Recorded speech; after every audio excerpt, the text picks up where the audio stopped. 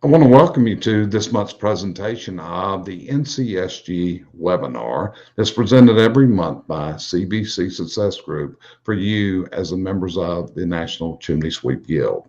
This month, we have a really special guest that we're going to be having a conversation with.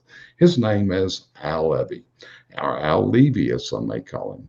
And Al is the author of a book called The Seven Power Contractor. Now, if you are a longtime member of the Guild, you may have remembered that Al was a keynote speaker at the 2011 NCSG convention. He had been working with Bob Ferrari and developing manuals, SOPs, and a training curriculum for Bob at his company in California. He had worked with Eleanor for a number of years also. And Al brings a lot of wisdom to this broadcast today.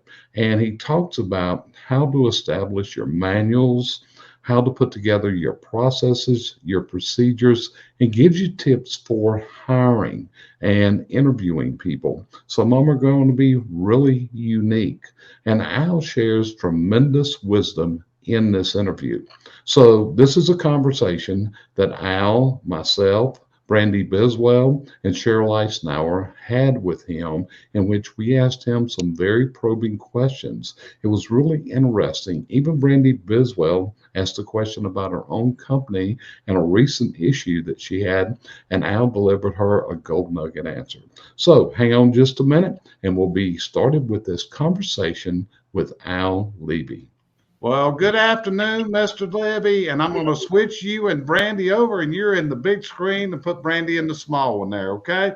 So how you doing today, brother? I'm doing great. Welcome to World Headquarters for Seven Power Contractor, located out here in Scottsdale, Arizona. And as I was sharing before, I think I don't have much of my New York accent anymore. So if I speak too fast, I'm sorry. And if my accent gets thrown off, I apologize, but that's just me. And I'm really excited to share some of the stuff with you. I really hope I can live up to the hype, but I can. I promise you. Hey, dude, you know, one of the things is we had Tommy Mello on last week as our guest, and Tommy Mello said you have been the most influential person that had ever, changed his way of thinking and the way he does business. And if you can change Tommy Mello and you can guide him, then Al, that means a whole lot. So let's start out. Where did Al come from? Let's tell our listeners a little bit about your background, because today you're living out there in sunny Arizona, but you haven't always lived there in Arizona, I don't believe, have you? No, if you know where JFK Airport is in New York City, Long Island, which is named aptly, it's 115 miles tip to tip, and New York traffic. We actually ran a main hub and 3 spokes because the drive time was just a killer to be able to service our area. And our company was started in 1936 out of my grandfather's gas station. My dad and my uncle started the company. We went into the fuel oil business. And for those who live in the Northeast, that's how they used to heat houses out there. That was our primary business. My brothers and I came along. I was the youngest of 3 brothers in the business. And so we were 3rd generation. And I pushed us into plumbing, gas heating, air conditioning, electrical, because I could see that things were beginning to become a case of if we didn't own the basement, somebody else was going to come in, and I was not going to have that. And so we went into those businesses as well. Our business got to the point where, I had systematized it so well that I happily put myself out of a job. So that's a good thing. It was really great. I finally, one of the catalysts, and there's so many different catalysts, but one of them was I was sharing the other day is back in the, people think I can't find great techs. I can't find great techs. I bet the 3 of you have never heard that. Never. Yeah, right. Never. It's the first time. So you can write it down for all of you who are listening. Couldn't find great techs. Well, I heard this in 1990, 30 years ago. And at the time I was like 30, and the guy on the stage was talking about that the average age of the tech was 50. And when you're 30, the idea that there's 50-year-old techs out there is horrifying. Mm-hmm. And so I thought to myself, we got to fix this problem. And that was really the commitment, we were always looking for what I call lightning in a bottle. And what that means is there's one magical person who's going to walk in the door. They're going to be willing, kind, friendly, neat, clean.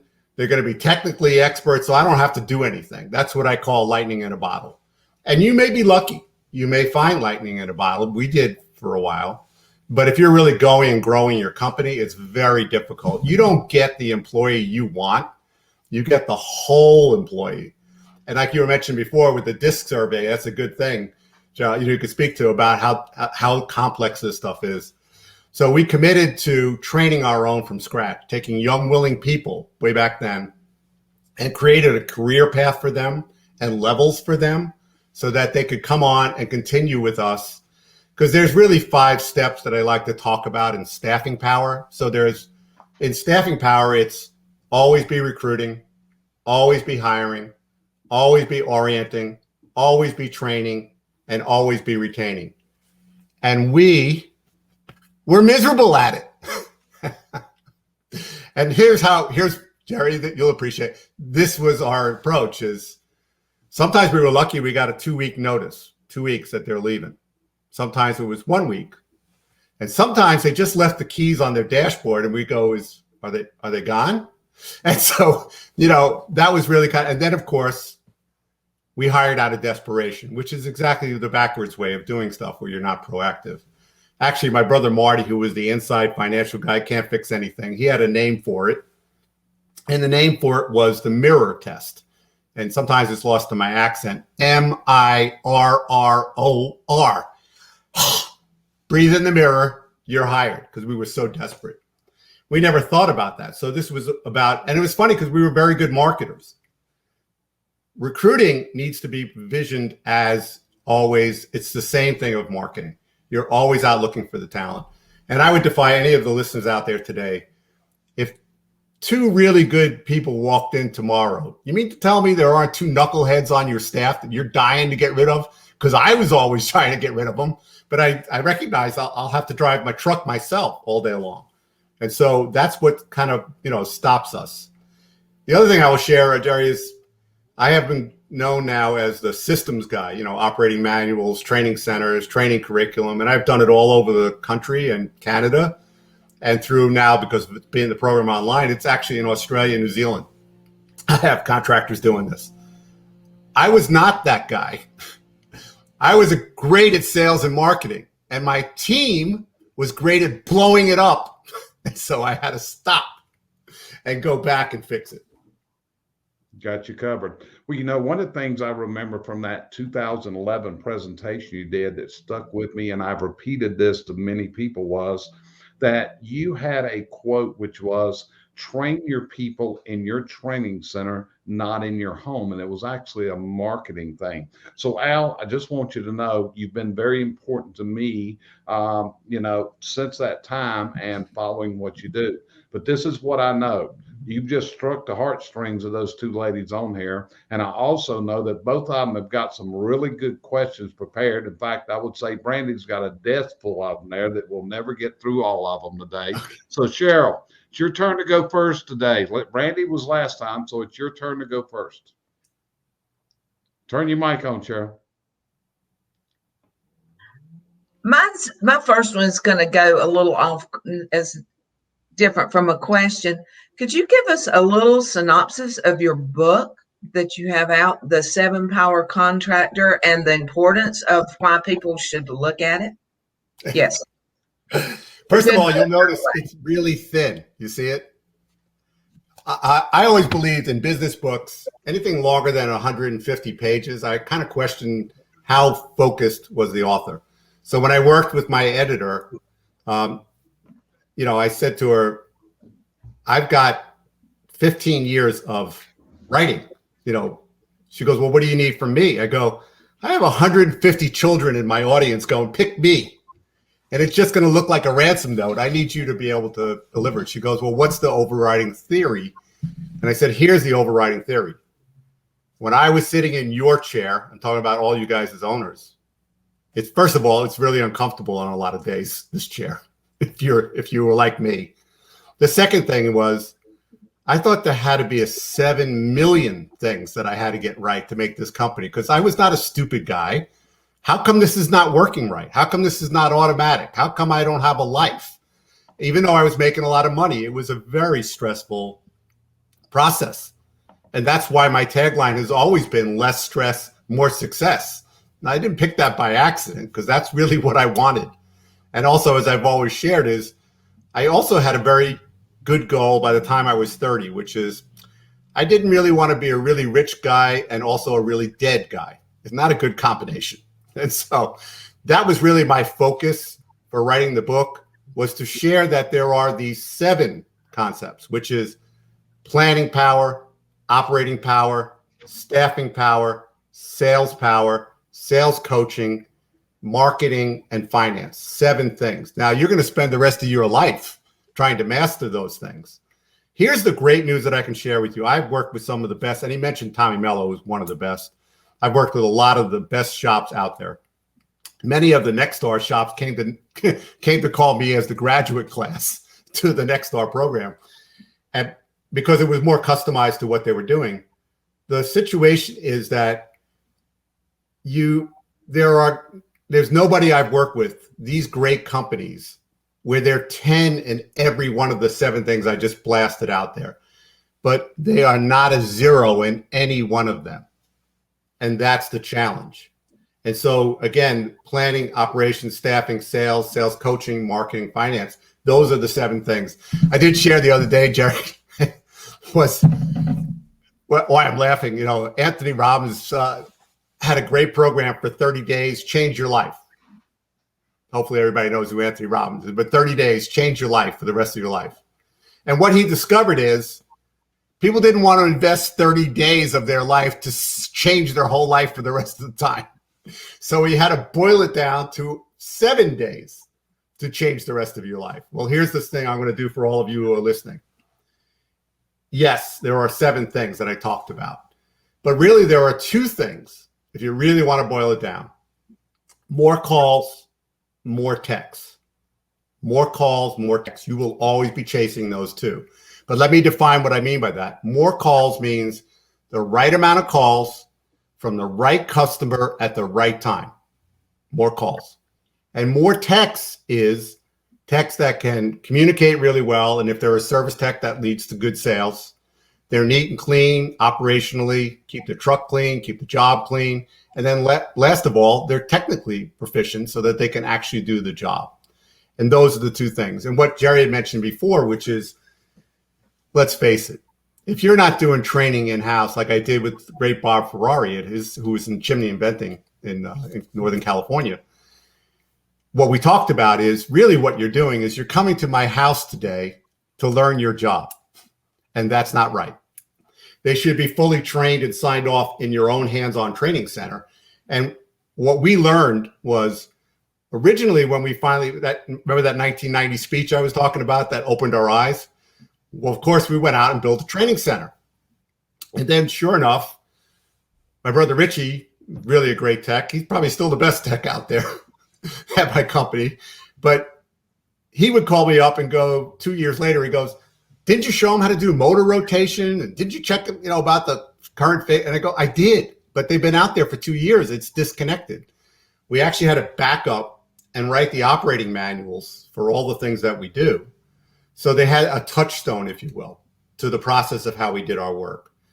And when we got done, here's the horrible thing that happened, is we looked at the hands-on training center and we said, oh my Lord, we built it all wrong. Because the manuals, table of contents in the trade manual in particular, tells you what tasks they need to demonstrate and learn in the training center so that they can be released to go out and work in the field. Make sense? Makes perfect sense. And 2 things. Number one, I'm a believer in thin books too. That's my book that I wrote on standardizing standard operating procedures. Very nice. I firmly believe that you should be able to read a book and digest it in a 2-hour plane flight. That's kind of my philosophy of books. They used to tell me it's got to have 25,000 words. No, it's got to have value. It's got to be able to be understood and be followed very carefully is what it's all about. But also, whenever I went into the coaching industry, I'll tell you something. One of the people I called was Bob Ferrari. And you, Bob, and it's like, Bob, you have hired Ellen Rohr and Al Levy to work with you. Tell me why. And one of the things that you taught that Bob learned from you was that Bob had to become a trainer. Okay, this is one of the things that you embedded into him, and he had built his in-house training center. In fact, I sent another client all the way to California just to take a look at what Bob had done there. In fact, I've got that videotape still in my files because he took it with a GoPro walking around there and brought me back all the videos. So anyway, it's just the things that you're on. You're dead on the money there, brother. So Brandy, it's your turn. What's at the top of your questions there today? Well, my first question is actually really selfish because it's something that's happening in my business that I wondered if Al could help me out with. Yeah. So we recently hired another office person and another tech, and both of them on their second day sent us a message saying that they didn't think this industry was for them. The technician had actually done a shadow day with the owner of our company. I don't know how. So we asked both of them, what could we have done better? Or can you tell me a little bit more? We never heard back from the office person. The technician said that he just really thinks that he wanted to go back to plumbing, which is what he was doing before. But I don't know how to vet that or how to feel that out or how to make sure that that doesn't happen again. Because I always want to look at us and say, what did we do wrong here? Well, first of all, congratulations for not pointing fingers at them, because like the Confucius thing is when you point a finger, four is still pointing at you. So that was, I love to blame them. just so you know, until I realized that didn't fix anything. So congratulations for that. Here's what when I changed and again, got it proactive about always recruiting, hiring, orienting, training, and retaining.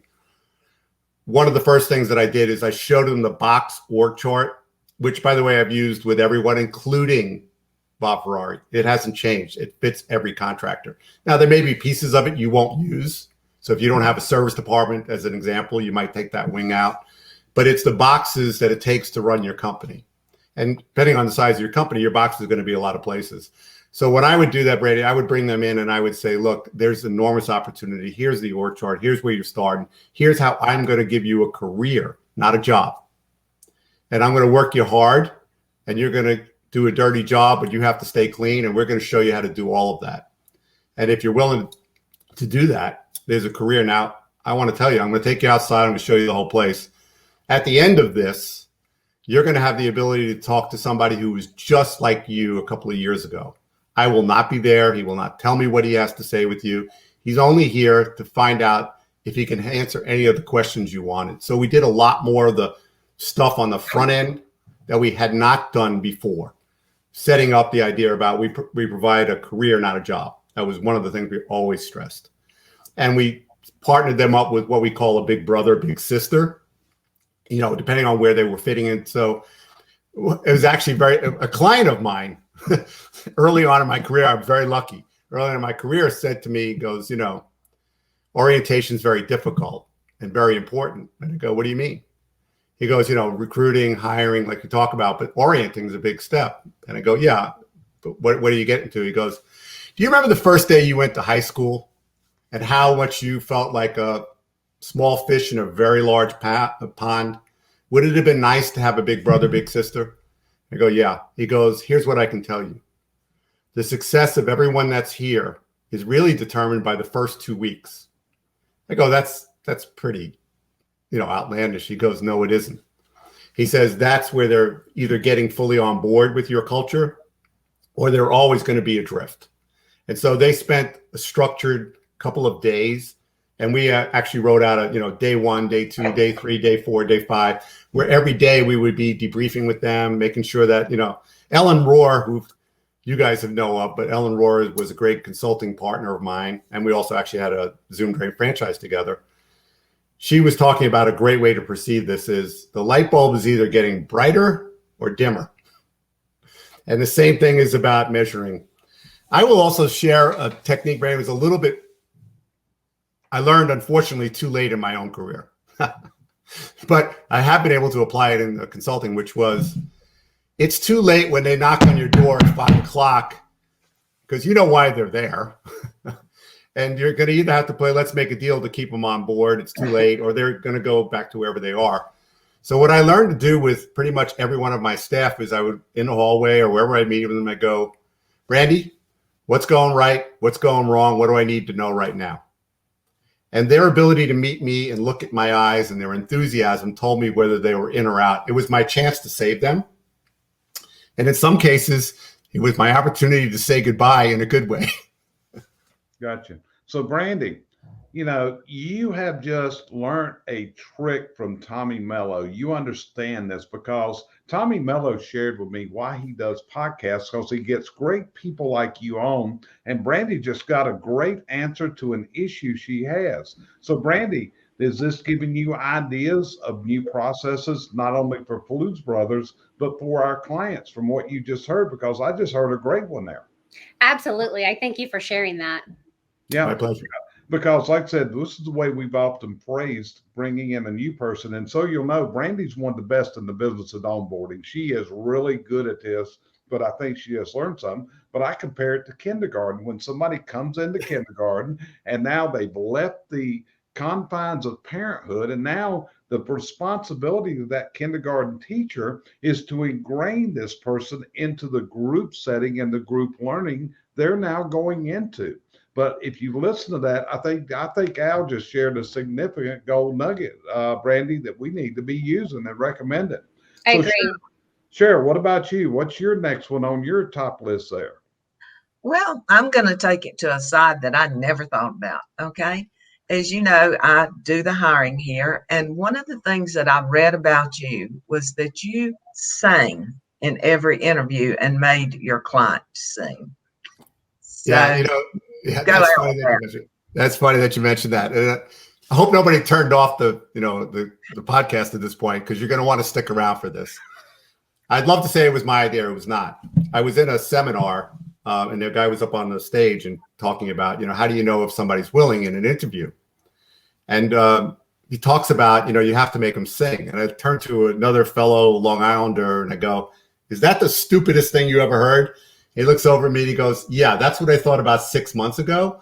But after all the people that I hired, I would never hire another person who doesn't sing. And I was so impressed by that I began to learn the technique. And later on, I actually bought that as part of my staffing power from that person because it was so powerful. It is a technique that you need to understand. So it's not like the first thing you do. So you're going down the clipboard or whatever you're using, even if your tablet, you're asking questions, you're doing your stuff, you're doing the middle of the hiring thing. You put it down, you look at them and go, Cheryl, part of our hiring process is to ask you sing. And you know what? I recognize that's embarrassing. So I'm going to start you off and you're going to join in. Happy birthday to you. Happy birthday to you. Now, two things have happened. I have shown you that I'm willing. And the second thing is I have a really awful voice. And so if I'm willing to sing, there's nothing you can do. People think they do this for techs, apprentices, the rest of it. Accounts receivable, accounts payable. The reason for this is that as a tech, I remember, I'm figuring out what my day is going to be tomorrow. And now I get to the shop and none of it's going to be the same. Just the way it is, right? My truck is broken down or the job got canceled. That's just the life of it. And so this is one of these, can you turn right and turn left and navigate with me in this hiring interview? And it's been really good. I do have another hiring tip if anybody's interested. Please do. Well, what I learned out pretty early is some people are really good in the morning and they fall apart at the end of the day. And some people are falling apart at the beginning of the day and they don't really get around till the end of the day. So I did 2 interviews. I don't think you need more than 2 interviews. And I'm a strong believer from the beginning that they respond, you need to be able to hire within 2 weeks or anybody good is gone.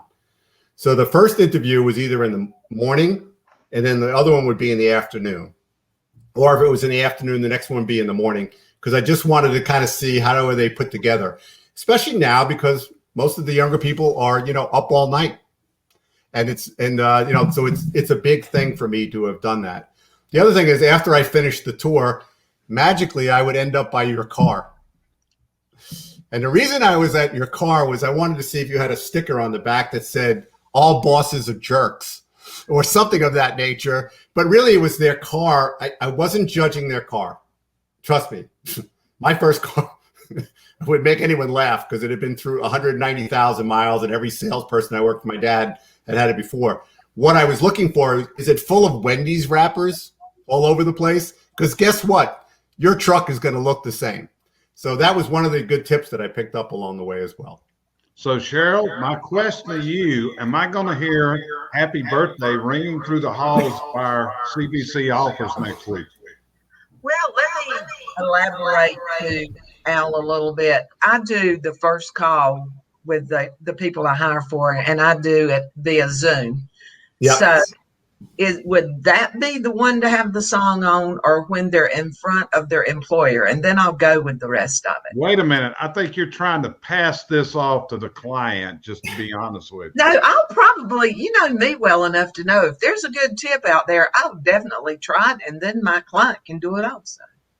Okay. We usually do it and what I recommend it is to do it on the first one to find out if they're worthy of a second. Why waste our time on a second interview? And of course, we were always, you know, like marketing. The goal of marketing, of course, is to get way more calls than you can humanly do in a day, right? Because then you get to set the price and you decide who you're going to. The second part of that, though, is the same thing applies to recruiting, which is there's more applicants than possibly you could hire, so that we can hold our standards of the recruiting hiring process. And we also hired heavy, because if we hired heavy, for us, we had this basic formula that really stayed true for many, many years, which was we had 5 install crews. We were looking for 5 apprentices that were always rotating through that. And so of the 5, they had to be there about 90 days before I would take them to what I call apprentice to junior tech training. As that's where, like what Jerry, you were describing, where they were in the classroom learning all the stuff. They have to earn their way. You own this box before you get this box. You own this box before you get this box. You own this box. And that's really the big thing here is there's nothing given. But I will provide all the training. I will provide all the stuff. And they actually had to sign off to volunteer for this, to go to that intensive training. And it's held up every place that I've been in where they sign off on the form. And the reason is because they would have to go to a trade school. They'd have to pay money out of their own pocket. And when they come out, there's no guarantee of a job, let alone a bump in pay. And so our salary levels or ladders were matched to the boxes. Your opportunity to make more, sell more, do more was tied to that as well. And that really was a big thing. So long way back is I would get, not the first thing you do, like I said, halfway down your hiring practice, just pretty much the way you do it. And I would recommend, which I've always recommended, is Cheryl, whoever does it, they need to practice with somebody, so that back and forth, so they get very comfortable with it, so that when you do it with somebody live, it feels more comfortable. Well, the good thing, I've lived with Jerry long enough, I can be very comfortable doing about anything, if you understand. Maybe I'll call him in to sing.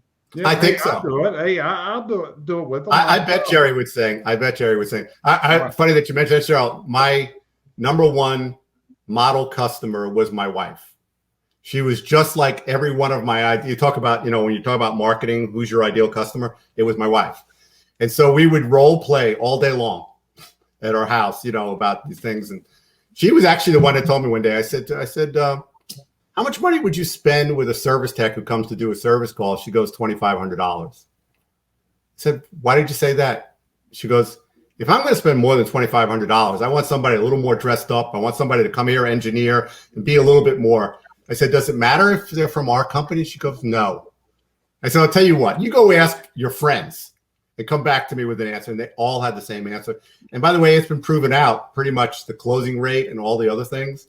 That's why when you look at the org chart, you'll see the big tickets are sold by what I call a system advisor. Right. So Cheryl, you got one of our clients has done stated on there, I'm not singing, okay? And I don't know, he's too big to make him sing. But he brought an interesting question up, Al, because we actually have 2 listeners right now. One has spoken to you previously, and Josh Kelly just said the same thing. And so Josh Kelly is a guy that we're going to be interviewing on here for long. In fact, I asked him to be on next Friday, who has devised this immaculate digitalized system for his company. But the question is there, how do we get a fireplace and chimney trade manual? Al, you told us when we were talking a little bit earlier that you had some that still need to do some work on it, and I'm willing to help you out with this.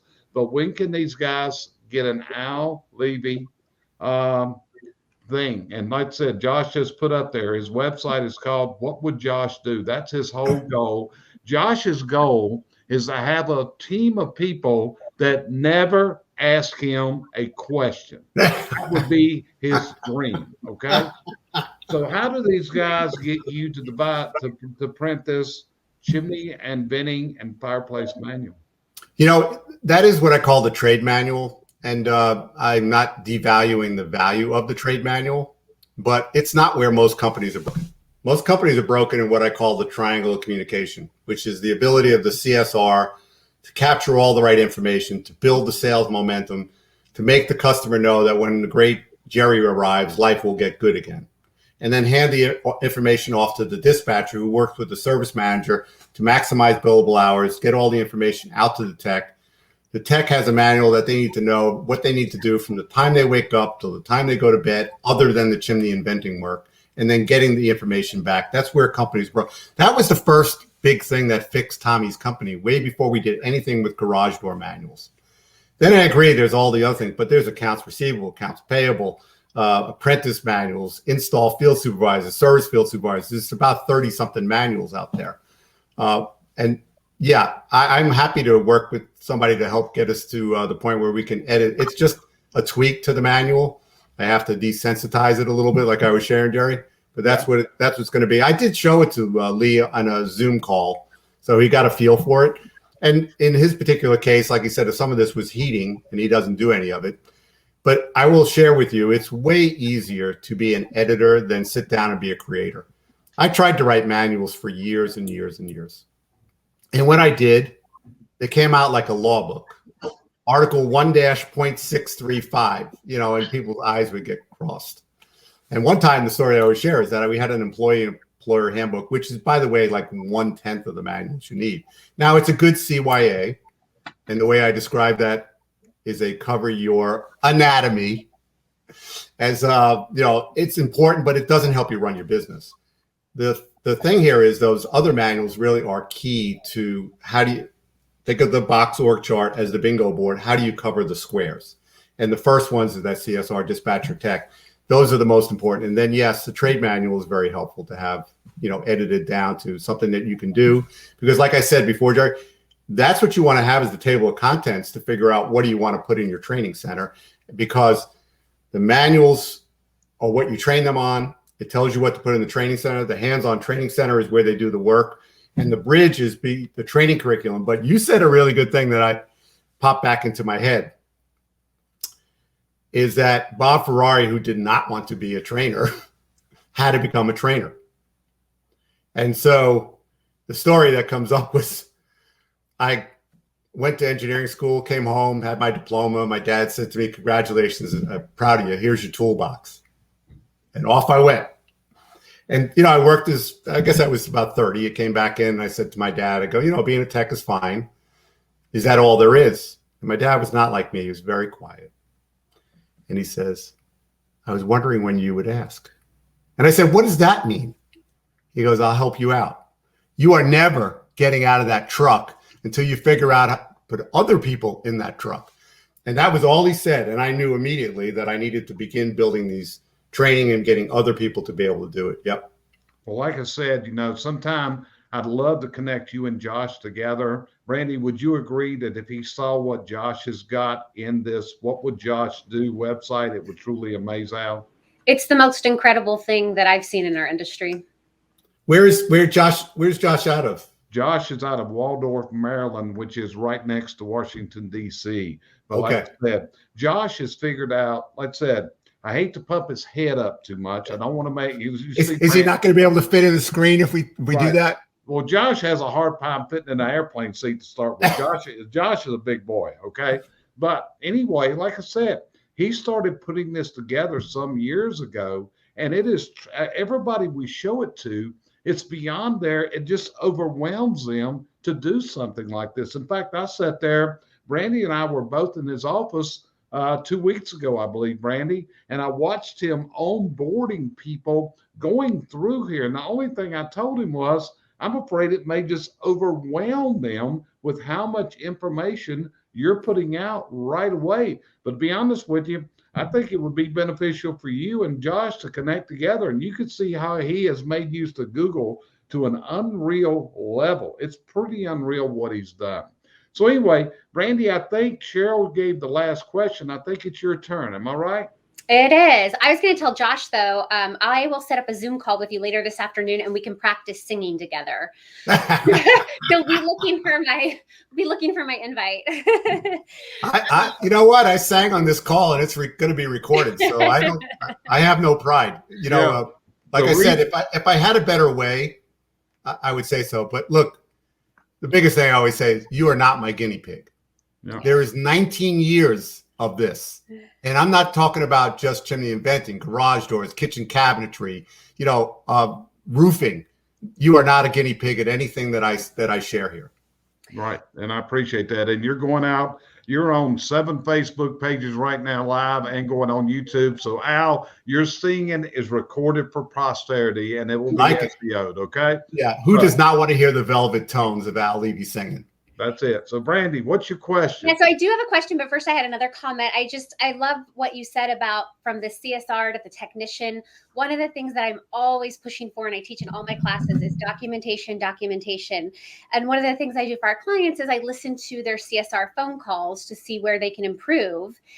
And sometimes the customer will give this gigantic wealth of information, and then I look at what they wrote to the tech, and it's cleaning of a wood burning fireplace. So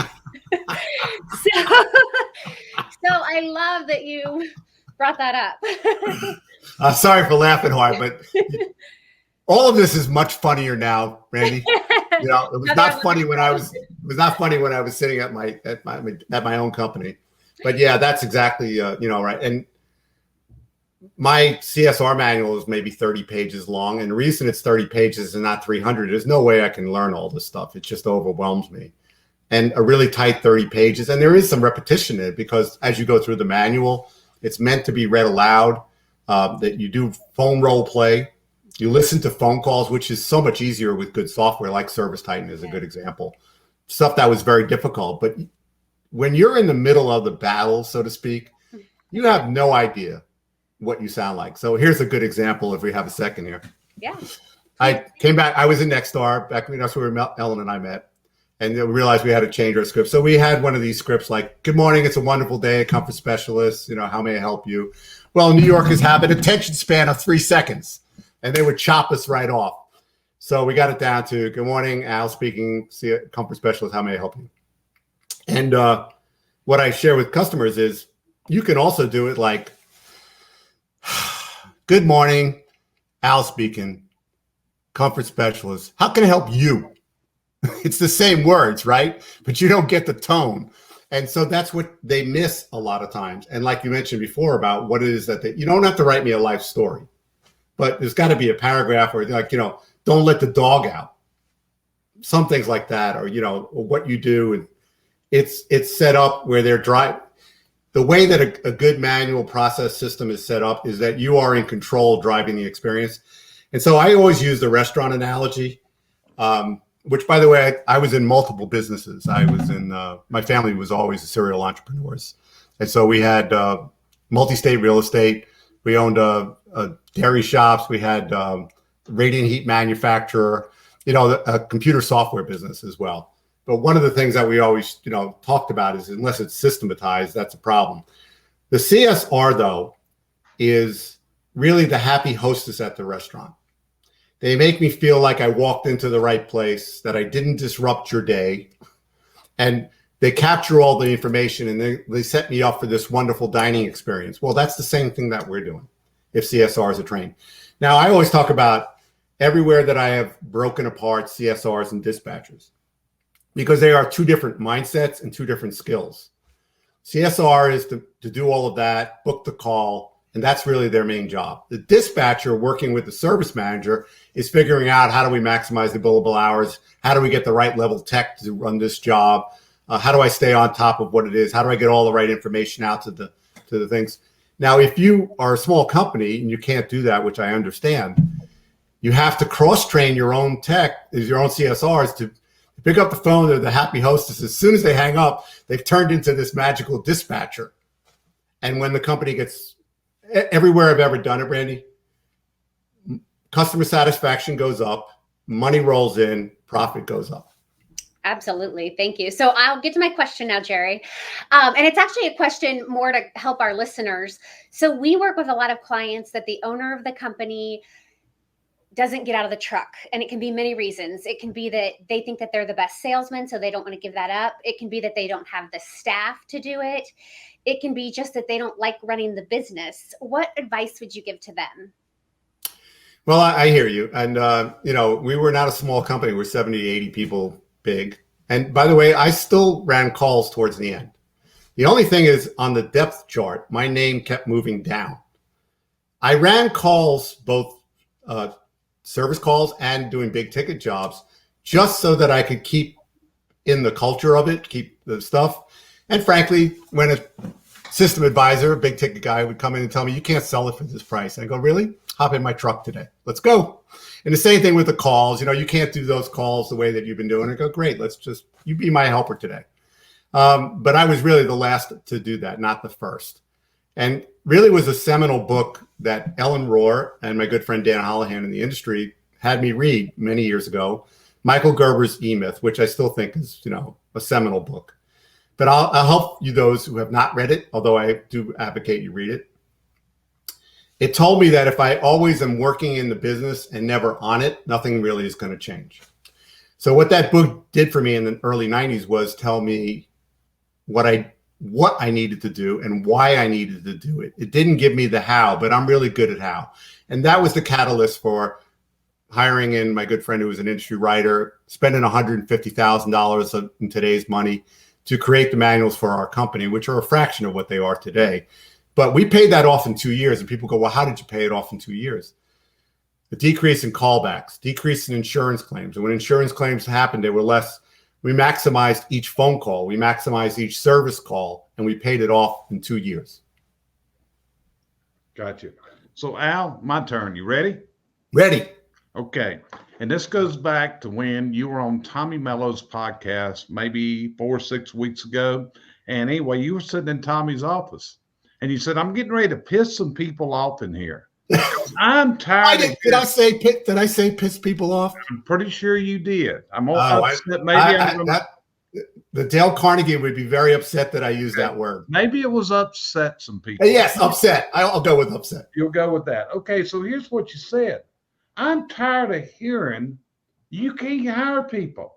You said this earlier. I've been through this back in the 1990s, and Al, just like you, I was in this business, started in the trades in the early 80s, okay? And we've been through this before. This is not our first trip down this rodeo. But Do you remember what you told people that day about hiring and what they've got to do to bring people on? I think, what I would share that I always share is if you're going to always trying to find what we talked about, lightning in a bottle, which is the magic person who's going to come in that has good communication skills, they're neat and clean, they technically know what they do, you might get lucky and get that person. But if you had to buy them to come in, the next person who's willing to pay a little bit more, they're off and running. So I was sharing before about, in the 1990s, my brother and I, and I was 30 at the time, we're sitting in a seminar and the guy on stage says, the average age of a tech is 50 years old.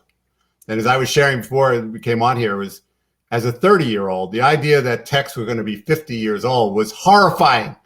And so that was the catalyst to find young, willing people, of which there's way more, and provide all the skills. That's really the essence of it. And we solved this problem. We can make as many great techs. The other thing I would share, Jerry, is that what Richie and I came to realize is whoever owns the techs owns the world. Because we had way more calls than we could humanly do in a day, which is the thing we were talking about, marketing, right? More calls, more texts. So if you can master that, that really kind of sets up the thing here. But this is not new. And in 2000, for those who can remember 2000 or around back then, there was .com, stock market was going crazy. People would call me up, and when I would go to give a price on a job, they stopped asking me how much. The only question I was getting is how soon. Sound familiar? Yeah. And so my guys were getting pirated by professional headhunters. I'm not talking about companies, headhunters. I did not lose one key staff member. And the reason why was they realized that these companies were not going to invest in their future. They were not going to do the building a career, because I was always whispering in their ear. And I'd like to say it's kind of like dating, but trust me, I'm married 44 years. I haven't been on a date in a long time. But I do remember that, if you're not talking to them, somebody else is. And that's really the key thing here. Gotcha. So what I've done, I've shared with Al's website up here, which you can look him up. So Cheryl, I believe it's your turn next. What's your next wording on this? What's your next question for Al? Well, myself and everybody else in here I know any hiring tips you can give would be super, but and that's the first part of the question. And then my second part, because I'm going to do two at one time, and you can skip me on the next round. What have you found to be the number one problem in your companies that you've owned, and also in the companies that you've worked with? I'm going to start with the second one and hope I can remember the first. So what it was and always has been is we, the owners, are the problem. And I will give it back to credit to Nexstar. I was riding with on a bus in Oklahoma. We were going to do a tour, and the guy who was the head of Nexstar at that time, Jack Tester, I said to him, it must be great to look at 140 companies, all across the country. He says, yeah, it is. I said, Jack, what's the difference between those who make it and don't make it? And he looks at me and he goes, it's the owner. I said, well, that's not really fair. My staff doesn't do this, and it's not my fault, and all the competition. He just puts his hand up and goes, stop.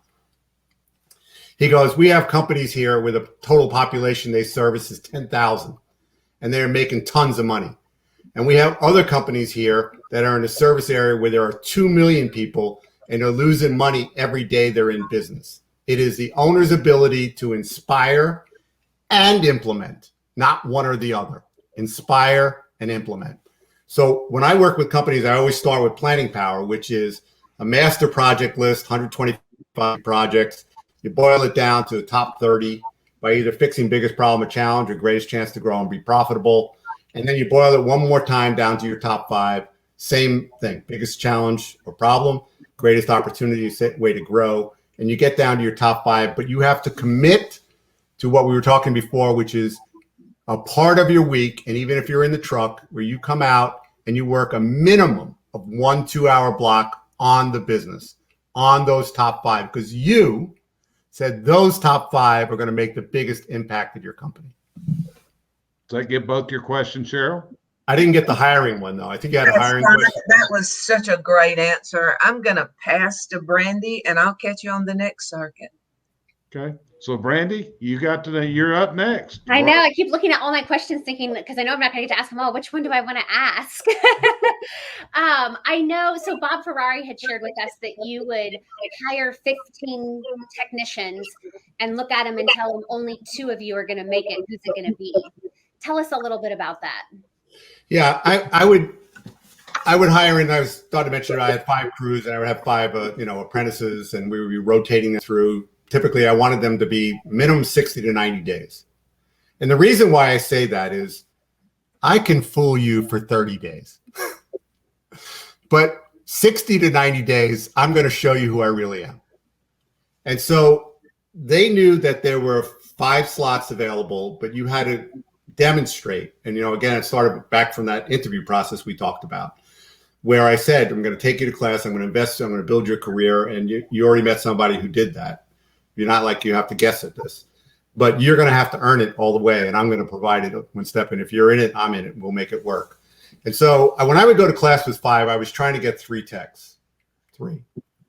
One of them was going to drop out like you described me, or I was going to kick them to the curb. A great analogy, my good friend Dan Holohan, the industry giant, said to me, think of staffing as a moving train. What? He goes, yeah. It's a moving train. You don't know who's going to go with you on the ride forever. You don't know who's going to drop off. You don't know who's going to kick off. You don't know who you want to jump off. So but when they're on the train, it's your obligation to give them this great career and keep them moving forward. So that was really a big turning point in my mindset. Smaller companies, I would hire 3 apprentices, and I would hope to graduate 2. So let's talk about money for a minute. The industry average in most it used to be $250,000 per truck. So if I graduate 3 guys, that's $750,000 a year to my company. Now, if you're really great at sales, it's 350,000. So we're talking about some serious money. So now you tell me again why you don't want to put money into your budget for recruiting, hiring, orienting, training, retaining. I want to hear why. I love it. So they get your question. You know, Al, as you were talking a while ago about the owner and all this, it reminded me of the first time I ever heard Larry Winget. A guy had told me, a friend of mine says, you need to hear this guy. And he sent me a link to a video. And on the YouTube video, Larry was on it. And Larry said the following: if you want to know why your sales suck, it's because you suck. Later, Cheryl and I worked with Larry from a coaching aspect, spent time right out there in your town where we would go to Fab. Yeah, I know he lives out here. Yep. Yeah. And the UPS conferences. And it was like the same thing with your business. If your business sucks, the reason it sucks is because you suck as an owner. And today you can come up with that realization and understand that is the day all of a sudden that things are going to get much better for you from that point. You got to realize you're the problem. You're allowing it to happen. And that's why you're the problem. So Cheryl, what's next on your top 40 list there? Well, I'm going to get off hiring. I think we've beat that one today. We have a lot of clients that actually do not understand this fact that all people are not your customer. Would you elaborate on that? I love that. That is so great. Actually, I think I just I wrote actually a blog recently about, does everyone get to stay your customer? So remind me to come back to that. But yes, years ago, for those who are listening here, 1996, I'm not good at the math, but we had always been time and material. So we would buy a motor for $30. We paid you $30 and we sold it for $100. We thought, wow, look at all the money we made. Well, the horrible day came when I was at Nexstar and they had word that I had never heard, which is a budget. You had to do a budget. And of course, meeting Ellen, about a budget. And we plugged in all the numbers. And I think we were doing a toilet, Richie and I, on the pricing. And it came out to like $400. And Richie looks at me and goes, do it again. And so it goes back to $400. And I tell you that the sweat is coming down from us because this was new at the time. And, but it was also a great moment in that for the first time, we realized not everyone is our customer and that we don't want everyone as our customer. Plus, catalyst was for me is who is going to be the 3 types of most problematic customers? Your friends, your family, your house of worship. So we practiced all the time, Richie and I, about, Jerry, thank you so much for calling today. We really appreciate this opportunity. Just want you to know, we're going to send somebody who's been trained in our own facility. We have manuals. It doesn't matter who comes. They're all going to do the same thing. They're going to look the job over. They're going to quote you a price. They're going to do an expert job. They're going to show you it's as clean as when they first arrived, and you're going to love what we do. And if there's a problem, we're going to come back with a smile on our face. We may not be the cheapest, but if this is worth it, we're happy to do service for you. And you can see this is the second time I ever said that. Okay, you were going to circle back to stay your customer. Yes, so stay your customer, which I just put out there about the customer. I was a New York City union shop, so you can imagine how much I love to hear when I was working with clients. Well, that's okay, but it's not going to work here. I go, really? Really? I was a New York City union shop, and I put in everything that I'm bringing here. So you don't think in Redding, California, or Des Moines, Iowa, you guys are much tougher than us. It's going to be harder out here to be buying, so I don't really do it. But one of the things that, this phrase about your employees are your number one customer. Your employees are your number one customer. Have you heard that a few billion times at this point? Well, there comes a time when you have to put the money where your mouth is. So we had customers where, there was, I'm trying to think a nice word because I don't want to say piss again, cat urine and things are all around. It was just unsanitary. And guys were saying, so I had it literally, that would be made aware of the job. And I would go to the house and go, we love servicing you here, but we are, concerned about protecting our employees and their health. And unless we clean this up, we're not going to be able to do that. So you're welcome to clean it up, and we'd love to continue service. And if not, we understand. The other one is where, I understand it's frustrating. You have no heat, you have no air conditioning, the water is coming down from your ceiling plumbing. I get that. But if you're always, every time you call us, abusive to the CSR, abusive to the dispatcher, abusive to every tech I send. So I would call them up and go, look, Jerry, thank you so much for the opportunity of servicing you, but we can tell that we're not hitting the mark with you. And we appreciate the opportunity, but we value taking care of our staff. And if it was just once, we'd understand. We all get frustrated, but this is a pattern that we can't have. And so that's two good examples of people who did not get to stay customers. Now, I made sure my guys knew what I did to protect them. But I also made it clear to them, let's not get great at firing customers. Let's help them stay customers if we can. I'm not hearing Jerry. There we go.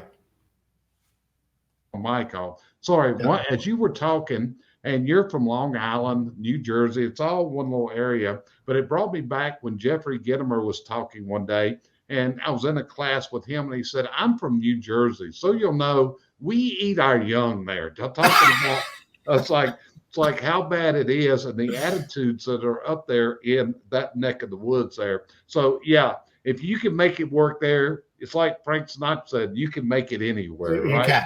You can. Yeah, we're separated by a river, but we're very much the same in terms of the things.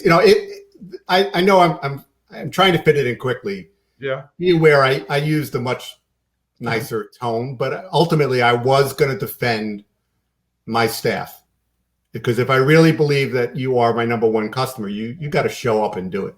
Yeah. So you'll know on our education platform, Brandy actually has a class on how to fire a customer. So you look at her smiling, she's dead up the line on that. I love that. I often tell people when they're dealing with us, they think I'm the mean one. I say, I'm not the mean one. She's the one that's really mean. It's not me. I'm easier to get along with than she is. When you upset her, you better be prepared for a fight. You are gone. So well, that was when, when Ellen and I would work together, they always thought, Ellen's this ball of excitement. And, but she will tell you she was known as the axe murderer. Yeah. And I was the New York tough guy, but I was always trying to help you get on board that train and stay on board. Yeah. So it was a misconception as to who was the axe murderer. We get the bad rap, and it's these women that are really, these are the sharks, I'm telling you. So Brandy, pull deep on your list. This is your last question, okay? Yes. Okay, so accountability. So we work with a lot of clients, and we implement a lot of systems and processes and SOPs, and it's wonderful, but they have the owners of the company or whoever is their accountability partner has trouble holding them accountable. And so then, a month or two later, we're not following the systems and processes. Could you talk to the listeners about how important that is? You're talking about their staff is not following it, or the owner is not following up on it? The owner's not, the staff stops following it. Following. The owner is not checking up and holding them accountable. Okay, I'm going to do what a consultant does, which is tell a quick story. And so I work with a great shop up in Vail, and they did, residential, commercial, obviously some pretty serious money up there. And we did a lot of things that he thought was impossible and just got it really running like, a top. And COVID hits, and he calls me up, and he's always been great about, things are great, money's flowing in. There's all really unsolicited comments, which is really nice, and he deserves it all. He calls me up. I don't know what happened. All of a sudden, we're back to this, fighting with each other, and, culture is falling apart, and they're not following the systems. And I go, what's changed? He goes, well, COVID hit, so we don't meet anymore. And I go, what? Stop. He said, look at me. I know how to use Zoom. Don't tell me that you can't meet. So he goes, well, what do you think? I said, get back to the weekly meeting. So if you have a manual every week after it's rolled out, you are in that meeting, your meeting, reading 1 to 2 pages aloud. Not you, the owner, they are. Because the words that fall from the lips are the ones they hear. When you talk, it's like my teenage daughter used to do. She would be doing this in front of me, flapping her hands, not listening. which is what your employees do, but they don't have the guts because you signed their check.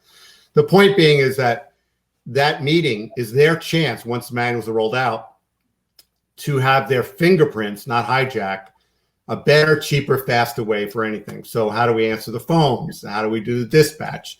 What do we do when we show up at a job? And that keeps them buying into the process. The other thing is, if you're not, going back to staffing powers, if you're not always recruiting, hiring, orienting, training, retaining, even though you're fully, quote unquote, staffed up, you will not have the guts to hold them accountable to the standards you created. Very good. Thank you. Yeah, we actually do that. We go over, our employees are assigned a week to go over something out of the manual. And they actually, just to put a fun spin on it, we give them paid time off for doing it. But if they can be entertaining during it, then we give them more paid time off. And we have had like a blast with how they have found all these creative ways to make it entertaining. Yeah. Yes, I think it's amazing what you can do, and it's kind of funny. Is late in life I've become a social media person, but I have people that help me. Trust me. Yeah, you have to. So Al, before we close this out, how did they get your book, The 7-Power Contractor? How did they get this? Yeah, Amazon is your best bet. You can get it in paperback. You can get the ebook. And if you love the way my voice sounds, you can get Audible. But let's face it, if you're stuck in a truck, that's a great thing. The one thing I will say about the Audible is a great way to listen to it. And this is not my suggestion, it's been other podcasters that have bought the book, is you will want to yellow highlight some of the things that are in there so you can kind of go back to it. Now, the thing is, don't yellow highlight the whole thing. Otherwise, I would have printed the book in yellow. I understand. So Cheryl, I'm going to let you, what would you say has come out of this conversation with Al today that would rank at the top of your list of things you picked up here today? Just the way he ran his hiring process, the way he has dealt with companies. Mainly, I figured out how to sing Happy Birthday. Okay. We do allow them to do Twinkle, Twinkle, Little Star. We want to be flexible. But So I you just got- want to say this has been super, and I do appreciate you coming in, Al. Yeah. Thank you, sir. I appreciate it. And it looks like Brandy got back on. She disappeared there for a minute. I guess she didn't pay the internet bill or something. She just We don't know what it was, Brandy, but we don't really want to know. But thank you for coming back. So Brandy, There have been people that have walked out on me, Jerry. So I just figured she, had enough. hey, don't feel bad, brother, with me. We've all went through that many times in life. So Brandy, what's the number one thing you pulled out of this? What's the big gold nugget you picked up here with your conversation with Al, since it's your first time ever meeting Al? Well, I can't ever give you an answer without a comment. So it's my battery. That's where it went. And I'm waiting on Amazon to deliver a new battery today. So hopefully I won't pop out again. I've listened to your podcast and been on your website, and you just have such great information to share and such great insight and you've been there and you've done it. You've been in the trenches. And that's what I love about it. I guess if I was to pick one golden nugget, it's probably going back to what you told me about when we're hiring so that I don't lose people on the second day. Okay, so good. But Al, I really want to thank you. Like I said, for originally meeting you 10 years ago and watching you from the distance, like I have, reading your ideas, sharing your concepts, because that's what we all do. We actually learn from each other. I don't think any one of us has the true secret sauce for everything, and you learn the different things that you do. But you have made a dedicated difference in a lot of people's lives that you've dealt with. When somebody like Tommy Mello tells us, when we ask him that question, and you're the number one influence on him in business, then if you look at what Tommy's done, because he was telling us last week, I saw you were watching last week, that he was talking about when you come in, you've got a way that you park your car, you're always back in, your car's always clean, everything else. But, I got to get on Bob Ferrari, because I know Bob has shared ideas with us now that were your ideas, because Bob used to tell us about, well, I make people sing happy birthday. You got to tell Bob he got to give you credit for this stuff. Okay, brother? I thought the same thing. Yeah. So, Al, I appreciate it. Hope maybe in a couple months we can do this again, because I know both of those ladies have probably got a lot more notes sitting on their desk. So I'd like to give you an invite back. This has been really fun. It's really, you're really a lot more humorous guy than I thought you'd be. I'd always thought you were more straight-laced than this. As I've gotten older, I've learned to loosen up. Well, I hope you enjoyed this month's webinar here for the National Chimney Sweep Guild. Our conversation with Al Levy gave us a lot of great ideas. It's up to you to cycle these through and put them into implementation in your own business. His book was The 7-Power Contractor. There's a copy of the book sitting right here beside me. I highly suggest that you order this book off of Amazon and read about Al's principles for putting together systems that he was able to do and develop his own business processes. All of this is a way for you to release those handcuffs of management, for you to be able to train and onboard your new hires much more effectively, much more efficiently than you've been in the past. It was a gold mine of golden nuggets here delivered in this month's webinar. Appreciate you joining us, and we'll see you next month on our next presentation for the National Chimney Sweep Guild. Talk later.